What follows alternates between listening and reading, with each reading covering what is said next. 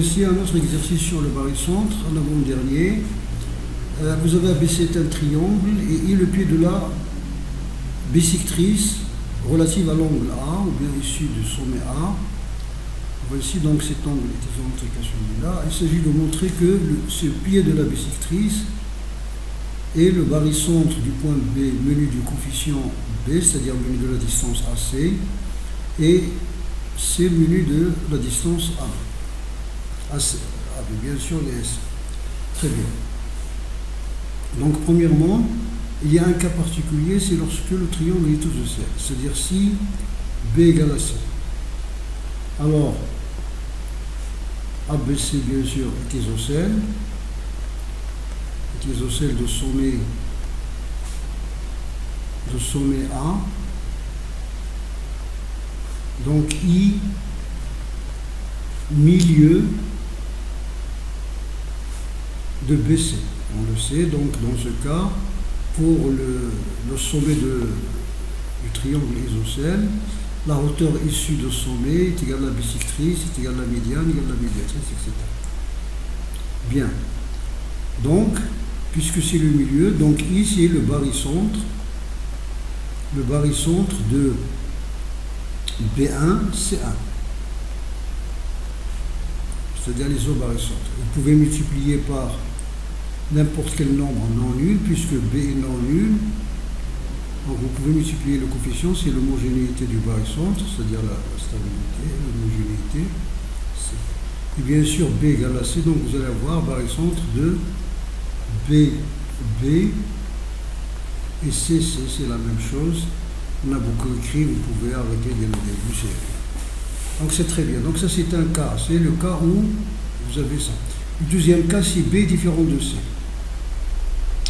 Alors il y a une relation que nous connaissons depuis longtemps, à savoir que le rapport, c'est-à-dire que le pied de la bisectrice divise le segment BC dont le rapport B sur C. C'est-à-dire IB sur IC est égal à B sur C. Ou un C sur B, ça le sommet que vous avez. D'où ça nous vient ça? Donc, en appliquant la relation des sinus, que vous connaissez, la relation des sinus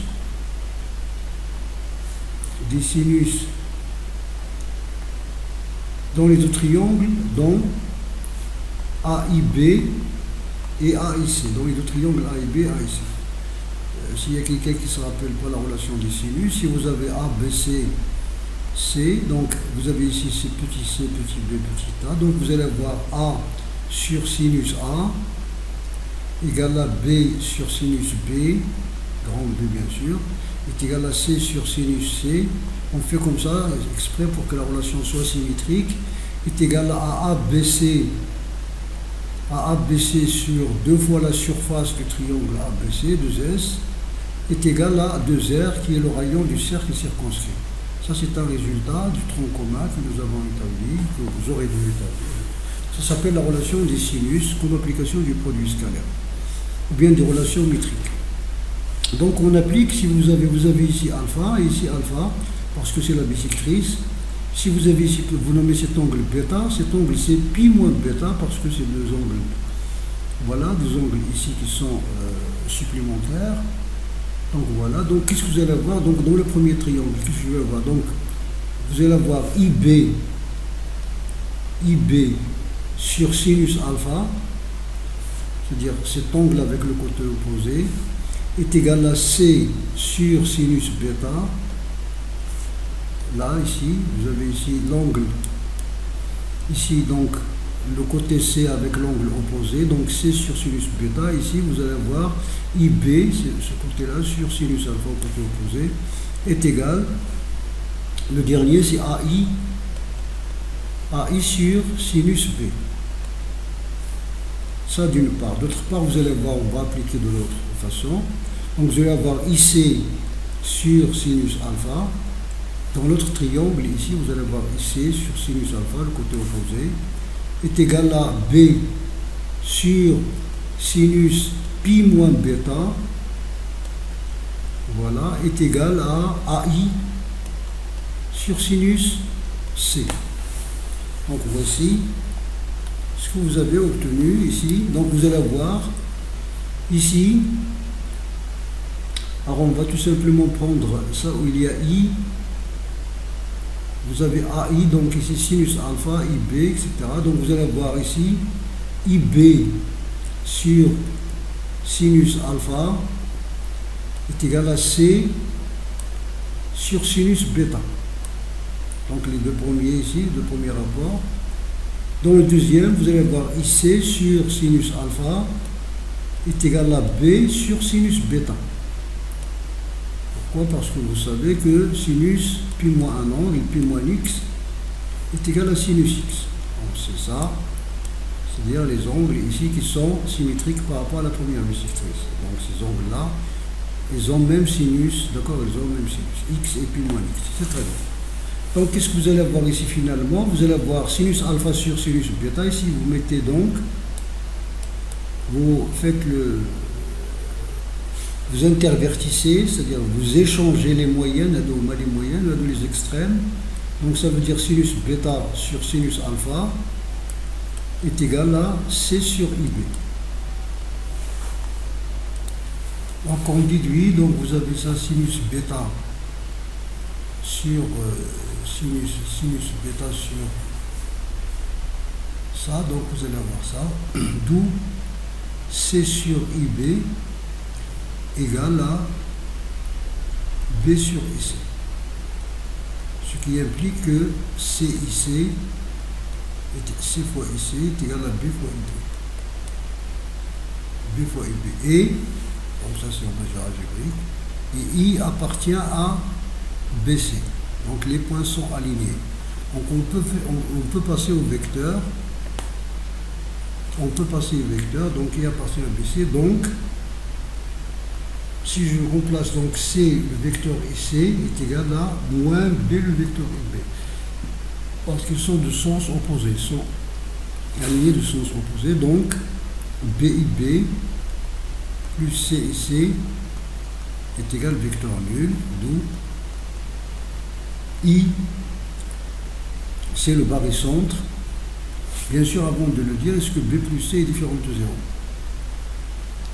Hein? Est-ce que B plus C est différent de 0? C'est-à-dire si B égale à moins C, ça ne peut pas, parce que B et C sont des nombres strictement positifs, sont des distances. Vous avez bien sûr A plus B plus C, pardon, est supérieur strictement à 0. Donc le barycentre existe. D'accord? B plus C supérieur strictement à 0. Donc supérieur strictement à 0, ça veut dire différent de 0. Donc I, barycentre du point B muni du coefficient B et du point C muni du coefficient C, c'est ce qui nous a été demandé. Très bien. Maintenant la deuxième question. De la même façon, on va considérer soit J égale J et K, les pieds des bissectrices, les pieds des bissectrices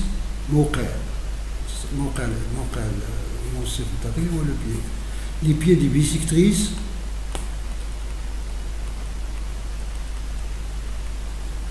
issus de B et C respectivement, ou bien relatives, ou bien des angles relatifs aux angles, ou la bissectrice, si vous voulez, relative au côté, ou bien aussi, si vous voulez, c'est les bissectrices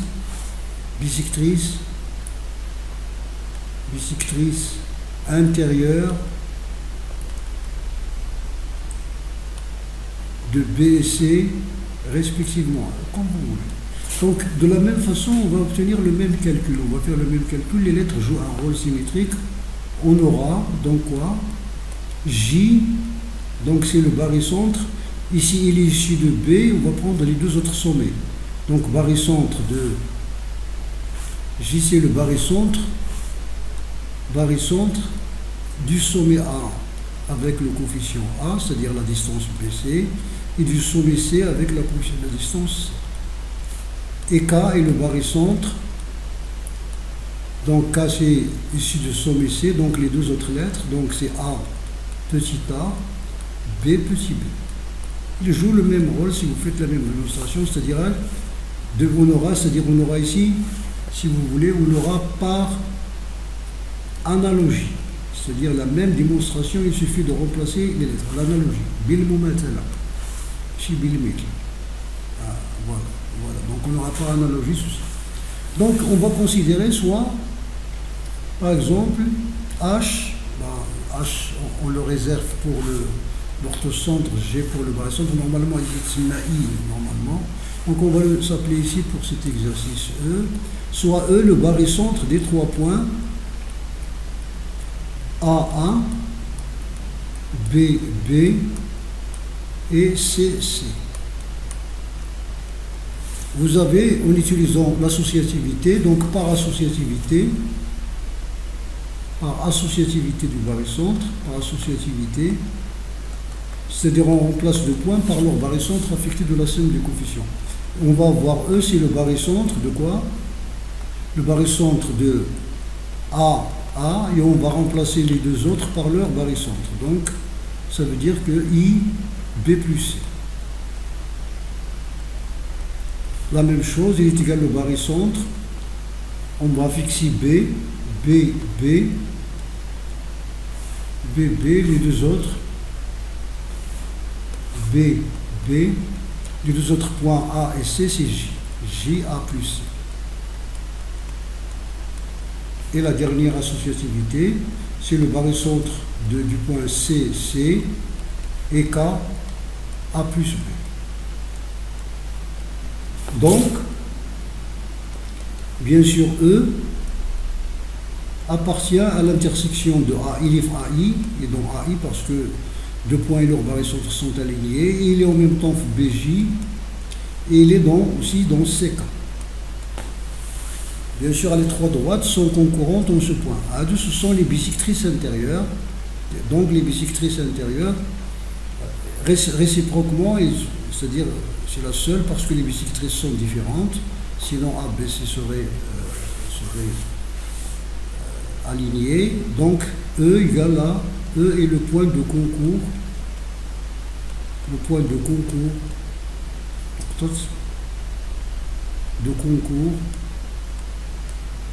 نقطة التلاقي المستقيمات متلاقية هي concurrente ماشي متقاطعة.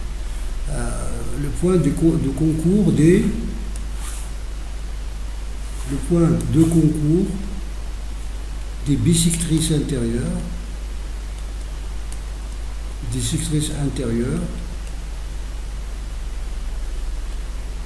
de ABC. Les points de rencontre des bisectrices intérieures, c'est l'exercice 2, on considère des points non 2A2 distincts, donc ils peuvent être alignés, mais ils sont 2A2 distincts. Et ABC des réels tels que, voilà, ici vous avez ABC, 3 réels, tels que leur somme égale à 0. La somme de ces 3 réels égale à 0. Alors on pose A', B', C', les barycentres du système B, unité de coefficient B, C, AA, C, etc. Respectivement. Montre que les points A', B', C' existent. Vous savez que le barycentre existe avec une seule condition, c'est la somme des coefficients est non nulle. La somme des coefficients est non nulle. Maintenant, les coefficients, par exemple, là au moins des coefficients n'existent pas. Ça veut dire, supposons que, par exemple, un des coefficients n'existe pas. Un au moins n'existe pas. Par exemple, supposons qu'il existe au moins un des coefficients qui du barycentre que là au moins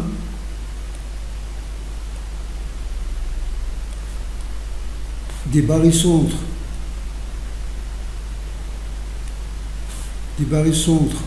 A', B' ou C' n'existent pas. Ça veut dire que la somme B plus C égale à 0 ou A plus C égale à 0 ou B ou B plus A égale à 0. Dans chacun des cas, si l'une des sommes est égale à 0, qu'est-ce qu'on va voir? Donc, si d'où, si celui-là est égal à 0, ça veut dire que, parce que A plus B plus C égale à 0, ça veut dire d'où A égale à 0, ou B égale à 0, ou C égale à 0. Pourquoi? Car A plus B plus C égale à 0. Donc si vous supposez B plus C égale à 0, donc il vous reste A égale à 0. Si vous supposez si A plus C égale à 0, donc B égale à 0. Ça veut dire ce qui est faux. Ce qui est faux. Car la négation est vraie, c'est-à-dire car A différent de 0, et B différent de 0, et C différent de 0. D'après l'hypothèse, 3 réels non nuls, donc tous les 3 sont non nuls. Donc les barycentres existent. Donc A', B' et C' existent. Deuxième question. Alors la deuxième question, nous avons B, le barycentre. Ici vous avez B, barycentre de, vous avez A' égale barycentre de B avec le coefficient B, C avec le coefficient C. Donc ça veut dire que BA', B plus CA', C. En appliquant donc la propriété caractéristique pour A, donc je vais avoir B, AB plus C, AC est égal à B plus C, A', est égal à moins A'. Pourquoi? Parce que nous avons vu que B plus C, A plus B plus C est égal à 0. Alors vous avez ici d'autre part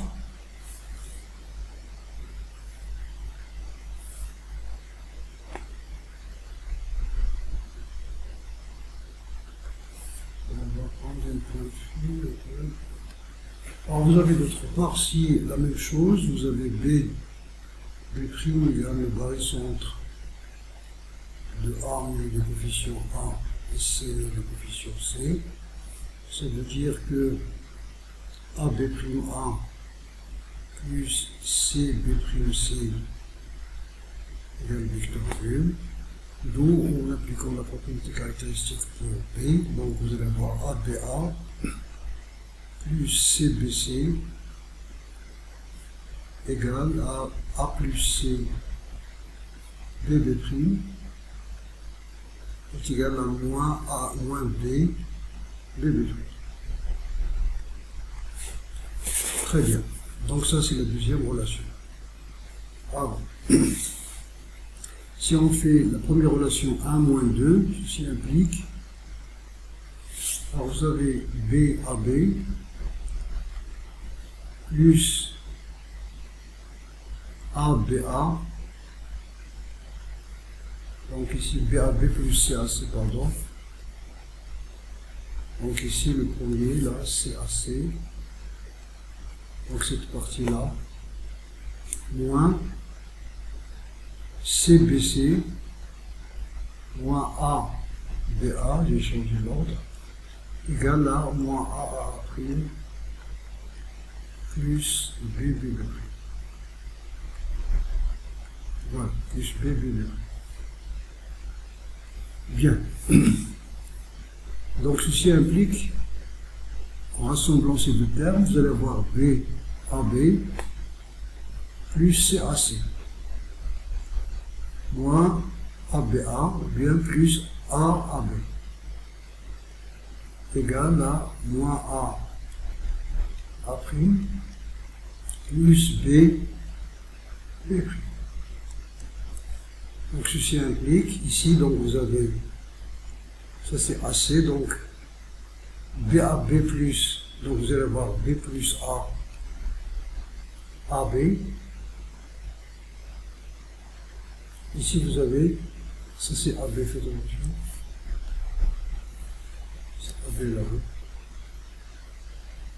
c'est AB ici, donc vous avez, parce que vous avez AC plus BC, donc c'est AB. Donc vous allez avoir B plus C AB, ou bien si vous voulez mettre tout en facteur d'un seul coup, vous allez avoir ici, vous vous allez voir donc ici, généralement ceci implique donc A plus B plus C AB égale à moins AA' moins AA' plus BB'. Et celui-là est égal à 0, par hypothèse, donc est égal à vecteur B. D'où AA' est égal à quoi? Est égal à B sur A, BB'. D'accord? Donc de même, c'est-à-dire de façon analogue,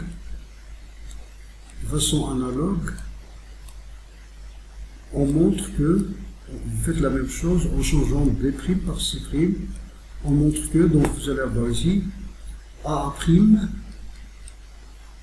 est égal à, au lieu de B, ça va être C sur A, et ici c'est C'. La même chose.